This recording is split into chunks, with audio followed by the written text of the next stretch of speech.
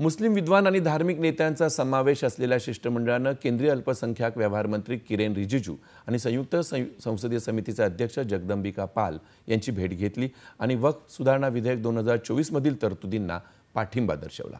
या शिष्टमंडळाचं नेतृत्व अखिल भारतीय सुफी सज्जादनशीन परिषदेचे अध्यक्ष आणि अजमेर दर्ग्याचे आध्यात्मिक प्रमुख सय्यद नसरुद्दीन चिश्ती यांनी केलं। यावेळी मुस्लिमांशी संबंधित समस्या आणि लोकसभेत सुधारणा दुरुस्ती विधेयक यावर चर्चा झाली।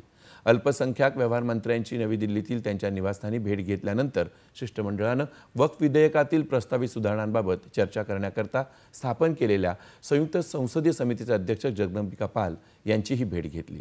वक्फ बोर्ड देशभरातील मुस्लिमांसाठी समस्या निर्माण करत आहे असं या शिष्टमंडळानं किरेन रिजिजू आणि जगदंबिका पाल या दोघांशी झालेल्या चर्चेदरम्यान सांगितलं। संयुक्त संसदीय समितीवर पूर्ण विश्वास ठेवत वक्फ बोर्डामुळे देशभरातील मशिदींना भेडसावणाऱ्या समस्यांकडे समिती लक्ष देईल आणि आवश्यक सूचनांचं स्वागत करेल असा विश्वास या शिष्टमंडळानं व्यक्त केला। वक्फ बोर्डाच्या कामकाजात उत्तम व्यवस्थापन, पारदर्शकता आणि जबाबदारी यावर शिष्टमंडळानं भर दिला। वक्फ बोर्डाला वंचित मुस्लिमांसाठी फायदेशीर बनवत असताना भ्रष्ट प्रथा आणि जमीन बळकावण्याला यामुळे आळा बसेल अशी अपेक्षा या शिष्टमंडळानं व्यक्त केली।